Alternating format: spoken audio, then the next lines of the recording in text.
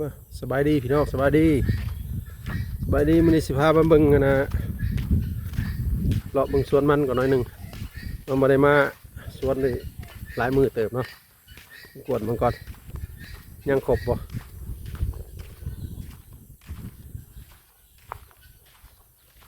อันนี้ข้างหล่างมันสวนมันเนาะสวนมัน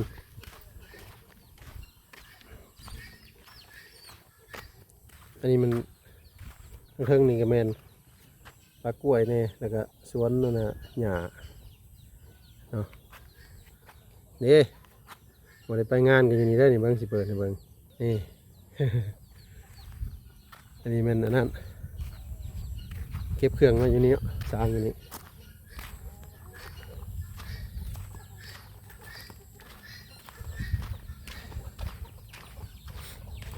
พาเราเลาะบังก่อนหน่อยหนึงมีเป็ดนี่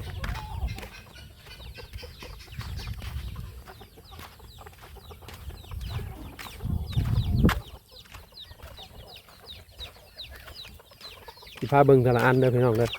มันนี่สิเลาะเบิ่งเป็ดไก่ทั้งหมดนี่ก่อน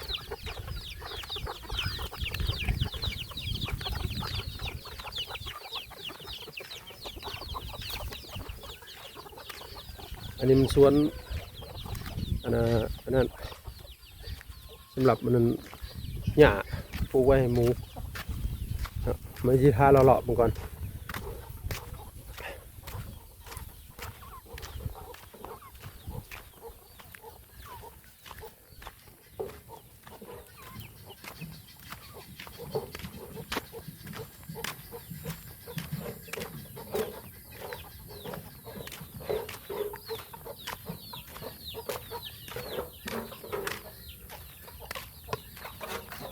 เบิ่ง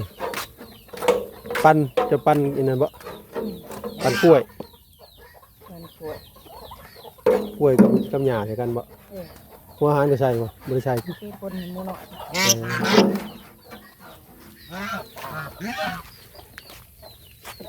จะบอกว่าได้ระเบิดห้างไฟเต้นเอ้านั่นบ่ใหญ่นะ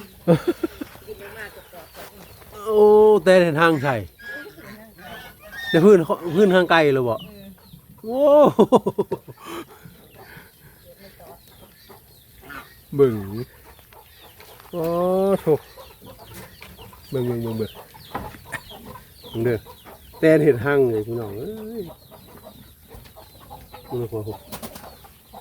เอาวักใหญ่นี่ทางพื้นมึงได้สิหามุมให้เบิ่งก่อน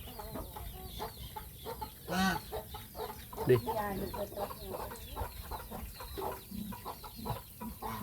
ไปตอกออกลูกเบิดบ่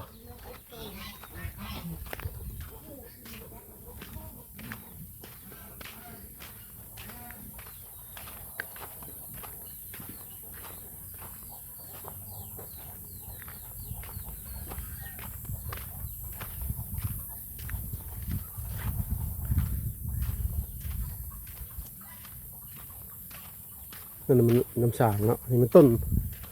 ขยุงไงต้นขยุงใหญ่เนาะขยุงดง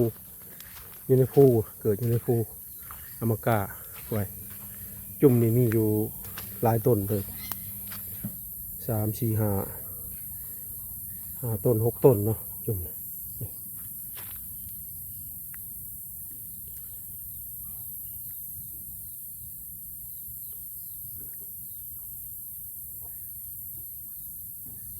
โซนนี้ครับ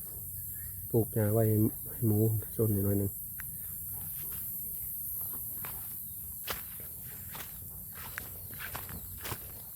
พาไปเลาะมื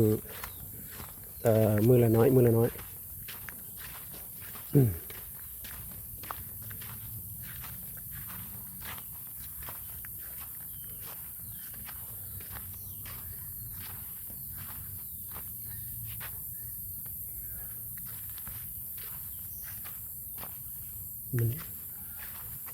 เลยเนาะ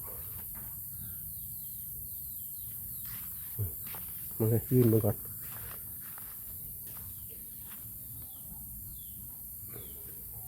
เพียงเลยวะมันก็ได้3 เดือนไปเอาไป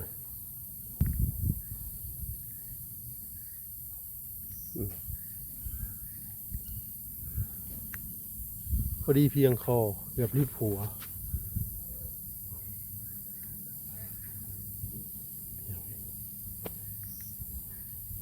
ว่ามันมีอีหยังมาเห็ดนี่เนาะสงสัยมีเจ้าของเพิ่นมาอันนั้นนี่เบิ่งนู่นเปิดเบิ่งได้เลย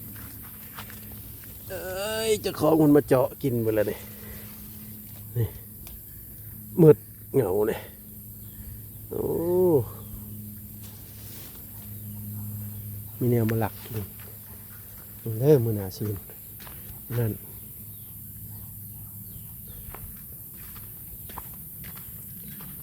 มือหนาซีมันเงี้ยงมันยังมากินคืน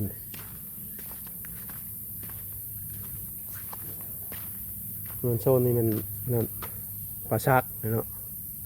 โซนปลาชัก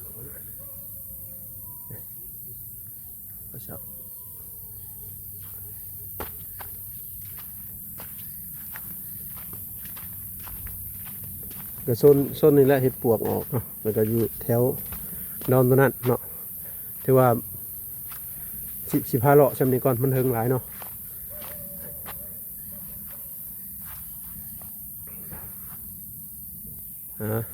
วันนี้สิพาเลาะสวนชำนี้ก่อนเนาะว่าหาก็มามื้อนี้ก็ได้หลายมือเติบมาสวนหลายมือเติบเนาะทั้งหลัง